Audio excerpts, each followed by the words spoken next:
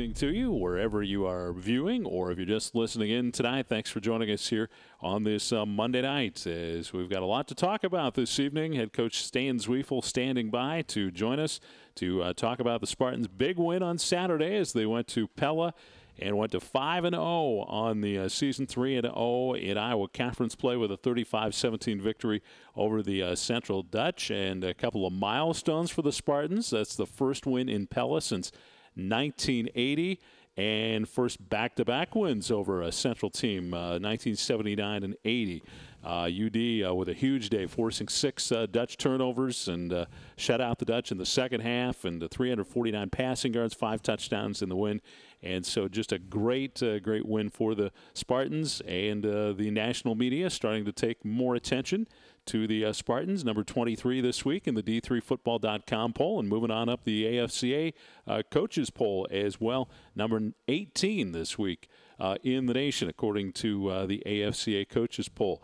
So a lot to talk about, and there's a game Saturday as well. The Nebraska Wesleyan Prairie Wolves will be the Spartans' opponent coming up, the first ever meeting for the new conference foe against the University of Dubuque. So a lot to get to here on our UD football show with head football coach Stan Zwiefel. Coach Zwiefel will be in to discuss the Central game with us first when we return. You're listening to the UD football show on 101.1 The River. And we're back on this Monday night here at Chalmers Field. In the background, if you're watching us, and I need to point out something too, the Spartan Nation Fan Rewards app. If you haven't checked that out yet, you need to do so. That's something new that they unveiled this year. You can go to the Google Play Store, actually, and download that Spartan Nation Fan Rewards app.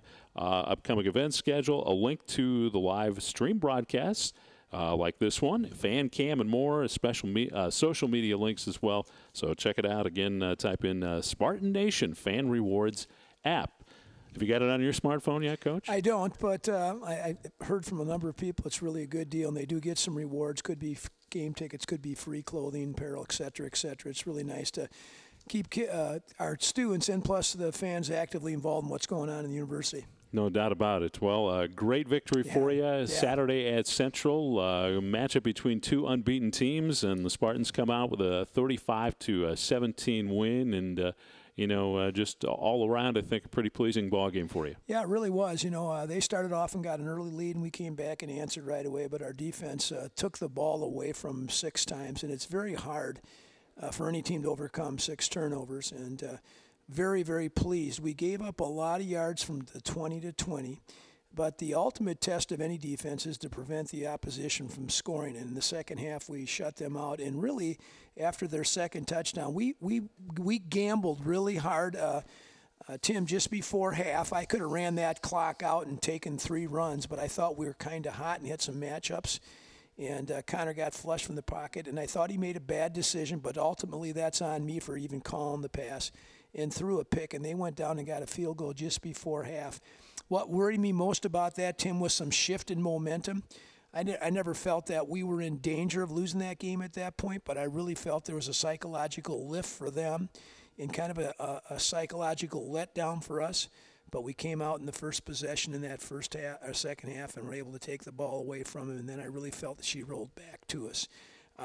Kudos to our defense for making plays when you need to make plays. And, Tim, we've talked about this. What's kind of really a interesting factor about our team is we have a lot of guys who have that ability to make a big play, both on the defensive side of the ball and the offense side of the ball. And I think I mentioned to you in the start of the program about 6-7 weeks ago that one of the things that have changed in football is explosive plays on either side of the ball becomes such a more determining factor than it used to be in who wins or loses. You flip the field, but I think also there's just like a block punt. When you do things like that, there's just a momentum that comes along with that. So we were able to take that, wrestle that away from Central on our defense. And our offense, we made just enough, again, big plays, which we have consistently during the course of the season to get ourselves in the end zone a number of times. Mm-hmm. Backing up into the first half, Central tied the ball game at 14 just as you get started in the second quarter of action. And then back-to-back scores off of turnovers and held Central to a field goal at halftime there just before half. And really that was that's maybe the part of the ball game that really changed the face of that game. You know, I think it's 14-14. We have a 4th and 2 on their 22-yard line, and we had schemed a play-action pass. Coach Mick got the idea for the play-action pass, Coach Miyamoto, and we had practiced it Tuesday, Wednesday, Thursday, and dang if it didn't come to the right place at the right time on the field on a 4th and 2. And, you know, I think a lot of people thought I was nuts, first of all, going for it, but then I threw the ball on that 4th and 2, and, man, it couldn't have been more open. And I really thought that uplifted our team. We had talked about that play being a touchdown. You know, when you got something in your bag and you pull it out and it works, it really has a momentum lift. Then we stop him and we make an 80-yard touchdown pass to our freshman wide receiver, EJ, and he goes 80 yards with it. And I really felt that it felt like on our side of the ball, I'm talking about our side of the field, our offense and defense said, hey, things are going our way. We're going to have a chance to win this game.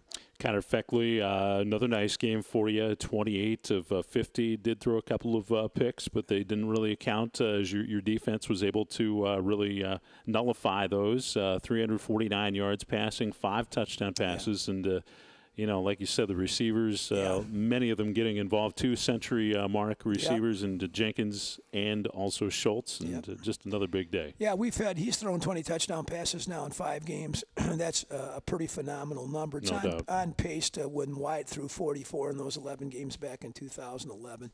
He's really done a nice job. In the second interception, Tim, I threw that thing up for grabs down in the end zone, and they ended up intercepting. Really ended up being like a better punt than we could have made because they intercepted at their own 3-yard line. So that one kind of falls on my shoulders too. But he's been uncanny at being able to throw the deep ball. And what I'm most impressed with him, Tim, is an ability to extend plays. He very seldom gets sacked because he's got great movement and great presence in the pocket, and he can put that ball down and get you a couple yards where sometimes an immobile quarterback can't do that. So he extends a play or extends a series or gives you a first down when you least expected it, and that was good for us.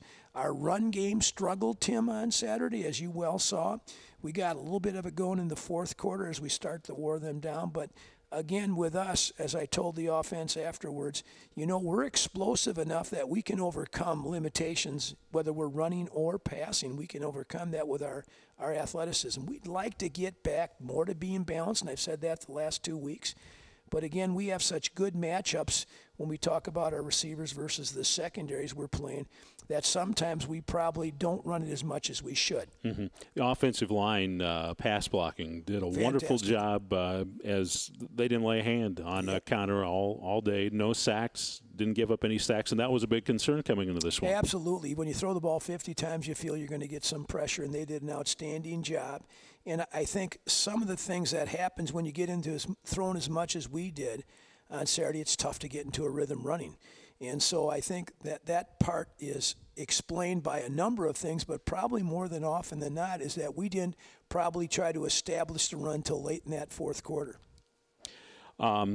Third down. That was a little bit of a problem, but your 4th down has been unbelievable. 4 of 5 in 3rd downs, and Central, you held them to 0 of 3 on 4th downs. I'm not quite sure that's how I had it planned, Tim. Our 3rd down conversion rate is the worst in the conference, and our 4th down conversion rate is the first in the conference. Now, you figure that out. Give me a call so I can make those changes. One of the things we've really tried to do, Tim, is be aggressive as heck on the offensive side of the ball because we want as many matchups as we can with our receivers against secondary people. And we really do, Tim. This is a planned thing that we're doing. And sometimes, you think about if you give yourself another opportunity to get it to a ball into a playmaker's hands, that just enhances your chances for success. I said to the staff on Sunday morning, Tim, exactly what I said. I don't know if I'm going for it too much on 4th down. They all said, hey, every time you go for it on 4th down, you score a touchdown. Continue to go for it on 4th down. So there are some pluses and minuses. There's going to be a time I'm going to go for it on 4th down. We're not going to make it as we move along. So we just, again, it's planned for us. We practice that on twice a week in the 4th down situations. We have a certain number of plays that we have up in those situations. It's not like we're just guessing and grab bagging. But, again, you're always trying to play statistics. But we have been very good on 4th down, and I think it's because we get matchups. One thing we talked with Coach Miyamoto about in the post game is the composure this team has shown this season, and just the maturity for a lot of young players. And on the defensive side of the ball, I mean, there's a lot of young guys that have really contributed. 6 sacks for your defensive line, and they're all pretty much underclassmen. And Blaise Barista, he had a good game for you, a couple of interceptions, fumble recovery, and so freshman. a lot of young guys really making an impact. We counted on 4 or 5 possessions, both on the offensive side and the defense side, 17 underclassmen playing for us on Saturday in a big game. That was a big game for us and a big game for Central. And, you know, I've heard some other people in League. Wartburg had a big graduation class, and I heard Coach Willison talking about, you know, he's trying to get those guys to gel, et cetera, et cetera. And the phenomenal thing about us, we're so dang young everywhere. We got everybody coming back. We truly do. And so that's exciting. And I think one of the things that you talk about a young team, they bring some enthusiasm and they bring some, you know, resiliency. And, you know, they don't know who Central is. Our freshmen, they don't know who Central is. Who's Central, Coach? What are you talking about? Who's Central? So my perception of what Central is not necessarily there. So that's can be a good thing. It was a good thing on Saturday. Our guys were so loose, Tim, going to that game. And one of the things we really have done a good job, our coaches and players this year, is having a plan and letting our kids play fast. Because, Tim, this is an athletic team, and we can run. And so every Sunday morning we meet as a staff, we evaluate where we can put our players into a position to be as fast as they can be. We've actually simplified our game plans as we went along defensively, and we run the same plays over and over again offensively. And the whole idea behind that, Tim, is to allow our players to play as fast as they can. Well, it was just a huge win, and I'm sure you probably received a number of congratulations from alumni fans. It was fun. I mean, as we talked about in the Open, it's been a while since there was a win down at Central. Yeah, you know, this is there's been a couple things that our squads have been able to accomplish since we took over. We've won 2 Iowa Conference crowns, and that's been a long time, Tim. We beat Wartburg. That had been a while. We beat Central down there. It seemed like, as I told you, I thought that's when dinosaurs roamed the world. But we are doing some things good. And you know what I'm really excited about, Tim, is we've had, as you mentioned last week on the show, that was our 13th regular season regular season win. I was told our guys, I've only been on 3 teams in 42 years of coaching, that I've had 13 straight regular season wins. That's a hard thing to do because it spans 2 seasons. And so I'm really proud of that fact, and I hope we can continue to build on that. Hell, who knows? We might lose next week, and we'll have to start all over again. But I tell our guys that is a mark of consistency, in my opinion, that you're able to win the regular season games in a row because it spans 2 years. So I'm very proud of that. Well, you go for number 14 coming up this Saturday as you take on the new kid on the block in the Iowa Conference, Nebraska Wesleyan, the Prairie Wolves coming here to Chalmers Field and the University of Dubuque. And when we come back, we'll talk about that matchup coming up this Saturday with Coach Stan Zwiefel. We'll be back with more of the UD Football Show after this on 101.1 The River. As this is where we'll be Saturday, as well as we'll be watching the University of Dubuque Spartans take on the Nebraska Wesleyan Prairie Wolves in the first meeting between the 2 teams, as they are the new kid on the block, as I mentioned, in Iowa Conference play. So we'll be talking about the Prairie Wolves here in just a moment. And a little bit later, we're going to meet graduate assistant Jeremy Whitlow. Coach, you brought him up here tonight to talk with us a little bit. Doing a heck of a job with our wideouts. Talk about his resume a little bit. Yeah, he played at the University of Illinois and got done his playing career down there. And Coach Nystrom had been down at Illinois as a graduate assistant and recommended Jeremy to us. And Jeremy came to us last year as a kind of an intern minority coach for us. And we're helping him get his degree, and he's helping to get his degree. And we're hoping that'll launch his football career. He's going to have a great football career in coaching. Well, we'll talk about Nebraska Wesleyan here in just a moment, but the Iowa Conference race, 2 teams atop the standings now. Your win and Coe's win, a tight one over Wartburg. Yeah. So things shifted a little bit. It was shift Saturday, if you will. It really was. Saturday. And, you know, there's Coe's got Central coming into their place on Saturday. So, you know, If Central would lose again, that would put them in a very, very difficult situation. Cole looks really good, Tim. We've watched him on tape now 3 separate occasions. We had him against Nebraska Wesleyan. Nebraska Wesleyan, who is 2-2 overall, has played a really tough schedule, Tim, really has.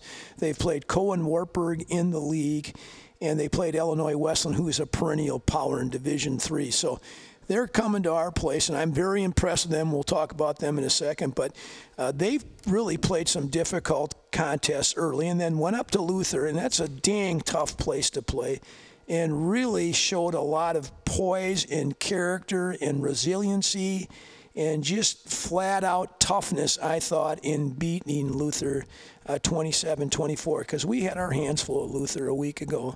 Tim, they were a very physical team, and what they do offensively just creates problems. So I was very impressed with how they rebounded and got a win on their first Iowa Conference win on the road. I think they'll come with a real toughness to them. I really do. And they won that game at the end. So, yeah, they're going to have a lot of momentum coming in. It was the program's 500th victory in program history. They are a brand new Division III school. I think they were Division III originally, then they went to NAIA, and now they're back to Division III. So what do you know about Nebraska Wesleyan? You know, our book on Nebraska Wesleyan surely is a lot less than it is on the other people that we've been here. You know, we've kept all the, been to this going to our 8th season, so we've got a lot of information on all the folks that we've played over those years. We don't have the information on them. I think they're a very disciplined football team. God, I like the style he plays. He's kind of an old school guy. That fires me up a little bit, let me tell you that. Gets in some two-back, runs the ball, highlights their tailback. They've got an outstanding quarterback. Big kid, 6'4", 220, 230, somewhere in that variety. Throws the ball very nice, and a couple tall, talented receivers. They've been in every game, Tim, and even in the Wartburg game where they had the biggest loss in the scoring column, they dominated the first half in that game. The first quarter and a half, they really got after Wartburg physically. So I'm very concerned about what they'll bring as being able to run the ball. And, that's been a little bit of an issue for us in the last 2 weeks. And so we've got to shore that up. I'm sure they're taking a look at that. And I also think they look to be a team that continues to play whatever their plan is, regardless of what's taking place, keep their poise. Got some coaches who have been there a number of years and worked together. So I think they'll present a real big challenge to us. I'm excited about playing somebody different in the conference. I think that can do nothing but good. And I don't have to go to Lincoln Saturday, so that's also good. They have to come here, a little bit of a trip. But I expect them to bring a very tough-minded, disciplined football team that wants to run the football. Yeah, you mentioned they played a very tough schedule. And looking at their season, they've been hurt by fourth quarters. Yes. Outscored 43-14, but they've had some very fast starts, so it's weathering that storm the way it looks like with a running game, and that appears to be their strength. Their first halves have been outstanding. They've been excellent in the first half. They've had a couple guys nicked up. I don't know if they'll be back or not. I really don't know that, Tim. We've seen some different guys playing games 3 and 4 than did in 1 and 2, but as you progress through the season, that's what happens. You're going to get some guys banged up and nicked up. But again, I really think they're going to come and try to run the ball and be very physical and be very tough. So it's going to be a difficult game. We'll see what shakes down. We'll go approach it like we do every other game. We're going to try to get some matchups in our throw game. We're going to try to get our speed on the field and on defense to be able to rally to the ball, get 11 guys to the ball. That running back won't go down by the first tackle. We have to get guys to that football to stop him and try to continue our takeaways. Is there any conference team they remind you of? You know what? I think we talked about this. The tailback reminds me of the Beam kid from Simpson who had such a great year last year. He's a little bit thicker and more physical, maybe not as much speed, but they feature him just like Simpson featured the Beam kid. He's the leading rusher and the second leading receiver. Now, that's very unusual for a tailback, so they're really trying to get him the ball in situations where he can, exhibit his skills, and he does have a lot of skill. On the defensive side of the ball, what are they going to try to do? Really interesting. I think they're a team that is going to play a base front. They're a 4-3 front when you're in 2 back, but when you get in 1 back, they'll kick a backer out of the box. But, man, they play press with their corners every snap. It's like, wow. It reminds me of the old AFL when they're just first starting, when they got all those guys up there playing press, man, and they're grabbing and all that stuff. It's really interesting to me. Now, we talked about maybe they won't do that against us because we've got pretty good skill. But I say to our guys, I think they will, because we got 4 games on them. They have not changed that. So they really put a lot of stress and a lot of really accountability on their corners. Now, we feel good about that, Tim. We feel we got some matchups that our receivers are hard to cover man-to-man, so we'll see how that thing all shakes out. But, boy, are they aggressive with their safeties getting in the run box. So there'll be a chance for us to make some big plays. Whether we'll make them or not remains to be seen, obviously, but I think we'll have the chance to match up in some areas that I think will be favorable to us. 1 o'clock kickoff, and the weather forecast looks good for Saturday, so come on out and support the Spartans here at Chalmers Field. And if you can't make it to the game, you can always listen to it on 101.1 The River and watch it on the streaming as well. And, just download that Spartan Nation Fans Reward app, and you'll find that stream right there with a link to it. And so we've got you covered for UD Spartan football coming up this Saturday as UD looks to go to 6-0 on the season and stay atop the Iowa Conference. Stan, anything else you wanted to add? Yeah, it's going to be a lot of fun. Tim, I think what you just said is really what we talked about with our squad today, is about trying again to play fast. I complimented I want to say this because I complimented our scout teams. One of the things, and that's really been good for us the last 3 weeks, is the level of competition we have in practice. We've got it's the best freshman class I've brought in. It's not just the guys you see playing on Saturdays. We've got a lot of kids on our roster who we think could play at other places just because of their skill level. And every Tuesday, we're trying to challenge those guys to give us as good a look as we can possibly get on who we're going to play. Our secondary is excited about being able to play press corners. Every corner wants to come up and press you. They think they're whoever, Lester Hayes, whatever that may be. That dates me a little bit, but talk about bring out the stick 'em. Exactly. You talk about that stuff. That to me is really what makes us a good team, is the competition level we have with our scout players. Coach, we'll let you go. We'll see you here on Saturday as the Spartans take on Nebraska Wesleyan, and good luck as you continue to prepare for that game. Thanks, Tim. Looking forward to seeing you. All right. Head coach Stan Zwiefel joining us here on the UD Football Show with Coach Zwiefel. When we come back, we're going to meet Jeremy Whitlow, graduate assistant for the Spartans with the wide receiver core, and we'll return to the UD Football Show after this on 101.1 The River. And we're back on the UD Football Show here on 101.1 The River, and we're joined now by Jeremy Whitlow, graduate assistant on the Spartan squad. And Jeremy, nice to meet you. Thanks for coming on the program here tonight. Nice to meet you. Thanks for having me. Well, this has certainly been a great start to the season for this UD Spartan football team, and the wide receiver core has played a big part in it. Just talk about the season you guys have had so far.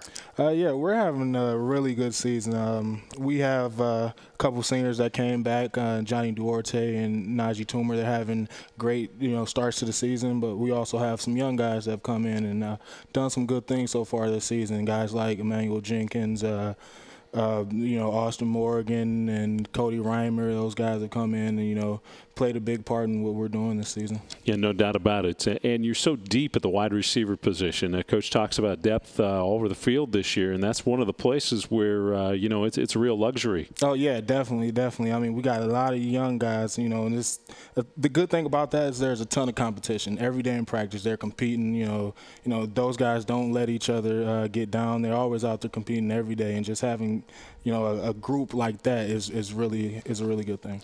Day in, day out, of course, you're always monitoring to see where progress has been. And over the first 5 games, I mean, where have you seen this team maybe gel a little bit more or made improvements as far as at wide receiver? Well, initially when we first got started, I mean, having a new coach, I was with the running backs last year. So, getting with these guys, it was something different. I didn't know a lot of the receivers really well. We also have some young guys coming in, but just, as the season has gone on, just being around those guys every day, learning about them getting used to me and learning about me, and, just being there every day and, working every day and getting better, it's a really good thing. And those guys have gelled well. They all enjoy being around each other. I enjoy being around those guys. They're really funny. They get me going every day. So it's just a really, really good thing to have. Now, as Coach Zweifel talked about, you played wide receiver at the University of Illinois, so this is probably more in your comfort zone as far as coaching, right? Yes, sir. Like I said, I was with the running backs last year. It was something a lot different. It was a little different working with Coach Nystrom and Coach Duffy, who was here last year. It was a lot different than anything I had ever experienced. But Coach Zweifel giving me the opportunity to come back, and work with the receivers, I really appreciated that.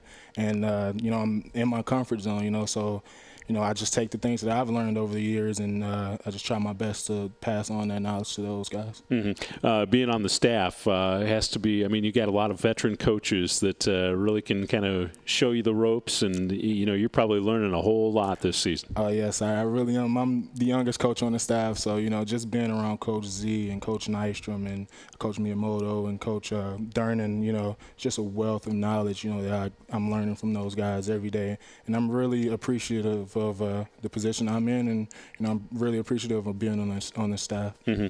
Talk about a practice here at the University of Dubuque as far as wide receiver, quarterback. It's hard work getting on the same page with your quarterback, and a brand new quarterback this year, really, in Connor Fickley. He's been in the system, but let's tell fans what that's like for the receivers making that connection with the quarterback day in and day out. Well, yeah, it takes a lot of practice every day. And the main thing is repetition, going out there, getting familiar with the quarterback getting familiar with the receivers and getting those reps, because those are the most important things. You want to get those reps. You want to have that muscle memory so that, when you go out on the game field, it's just like, it's clockwork. It's nothing different. You're just going out there, getting reps and, coming out and being prepared for the game. Jeremy, it's been a pleasure meeting you here on the UD Football Show with Stan Zweifel. Glad you got to come by and chat with us here tonight. Best of luck to you and the Spartans and the rest of the coaches and players as you get ready for that game against Nebraska Wesleyan on Saturday. Thank you very much. Thanks for having me. You bet. Jeremy Whitlow rounding out the program tonight. We've got UD Spartan football coming up Saturday here on 101.1 The River. 12:40 with the pregame, 1 o'clock with the kickoff. Don't miss it as the Spartans try to go to 6-0 on the season, 3-0, actually 4-0 in Iowa Conference play. So until then, from Chalmers Field, I'm Tim Larry on 101.1 The River.